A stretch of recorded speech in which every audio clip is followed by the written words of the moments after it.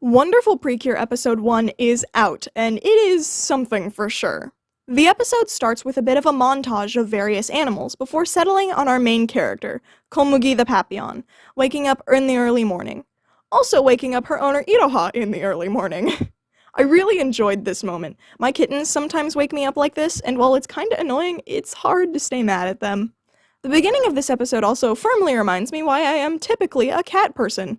I could never get up early and take a dog for walks day after day. Girl has some stamina. The animals that they see on their walk are also cute, and varied.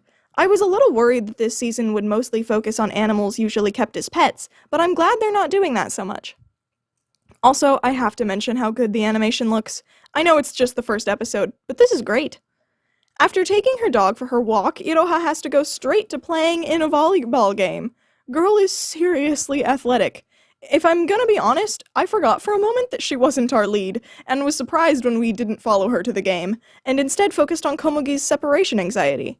She's seriously clingy, though I was honestly kinda hoping for this, so I'm not annoyed.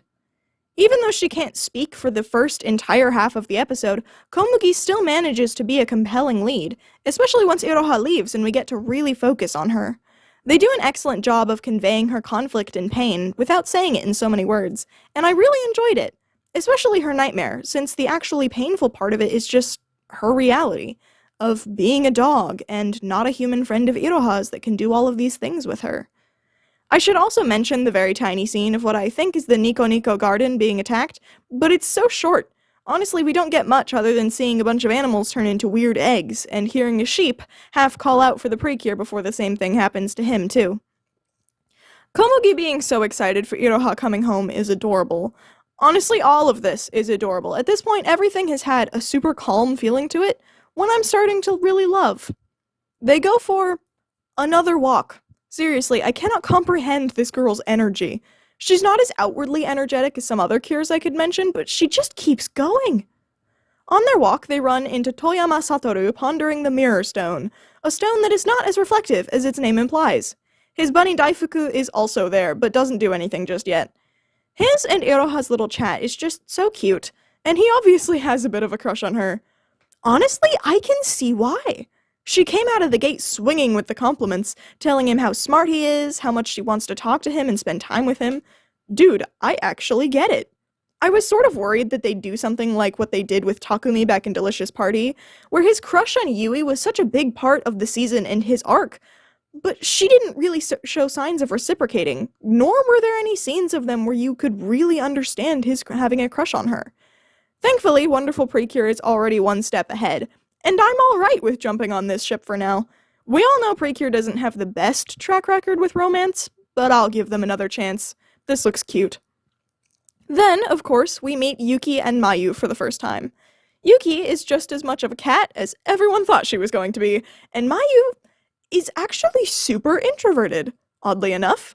I think everyone thought she was going to be sort of cool, but she's the most socially awkward cure I think we have. She hid from being barely looked at. It's very endearing, and suddenly I'm more excited to see her story. Plus, Yuki lightly bapping her for being shy was just so funny.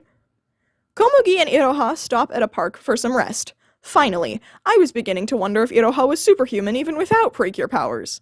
Of course, this is where the magic happens. Komugi finds a weird glowing stone, and one of those weird egg things hatches, releasing a Garugaru shaped like a ram. What is a Garugaru, you may ask? I don't know. They don't explain it. I'm actually inclined to believe this is a good thing, though I'll talk more about that later. All of the dogs in the dog park are immediately on edge, including Komugi. Something interesting to note is that as soon as Iroha saw someone in danger, she hopped into action, while Komugi was still terrified. If this were any other season, Iroha would have been the one to transform just then. Also, Iroha just leads it away on a chase. Girl, you have already taken your dog for 2 walks around your city and played in a volleyball game. Gosh darn, I wish I had that endurance. I honestly love how petrified Komugi is here. She's terrified. For good reason. She's just a yappy little dog, and that is a huge rampaging monster that has already destroyed several fences, structures, and trees. What's she going to do about that? But then, of course, she has to do something about it because Iroha, her person, is in danger. So she rushes over, and through the power of love, maybe, that also hasn't been explained yet, she turns into a human girl. I do like Cure Wonderful's transformation, I do. I saw someone call it snappy, and that is a very correct adjective, but man, I am such a fan of longer transformations, and this one just leaves me wanting more. I'm choosing to believe that this is a sign that we're going to have 6 total cures, and they wanted to have room for everyone in the group transformation. Am I delusional? Maybe. I don't care. Wonderful's fight with the Garugaru, if you can even call it a fight, is actually most interesting from a character perspective more than anything. Cure Wonderful is a dog. A normal, actual dog who has just gained not only a human form and brain, but also superpowers, and they do a good job with that. The lines she says, how she treats the battle, really do feel like a dog. She's a dog. This is insane. The fight that isn't really a fight ends with not a finishing attack, but a hug. As it should, in my opinion. I know some people are upset at the lack of physical fighting in this episode, but I feel like it actually works with the season's themes this time. This Garugaru isn't really a villain, it's a victim that needs love and kindness in order to calm down and get better. Beating up the distressed animals wouldn't really give the message that they want. I am, however, holding out hope that we'll get some physical fighting eventually, if only because I want to see Komugi go feral on whatever sicko is doing this behind the scenes.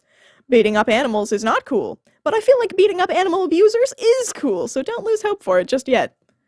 The Garugaru is just the sheep from earlier, though he doesn't have a chance to get up and tell us about himself before the credits roll. One of my favorite parts of this episode is Iroha's expressions when she figures out and then works through the shock of her dog, her yappy little dog, turning into a human magical girl. I just can't get over this.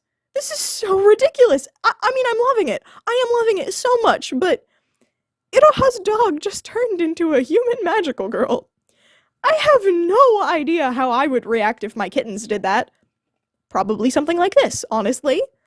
After all the running around and emotional whiplash she's experienced this episode, I think Iroha deserves a nap. So that's the first episode of the season. Already, I'm seeing mixed reactions, but the Precure fandom is like that about everything.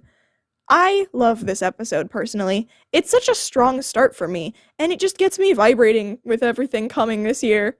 Komugi is a great lead, and Iroha is a great deuteragonist, and I can't wait to see what shenanigans they'll get into, with the chill, cute vibe the season is going for.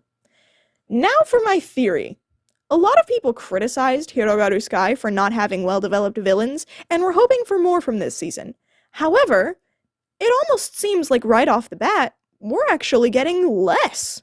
We do not have a single named villain at this point other than the Garugarus, which are activated remotely and are more victims than anything.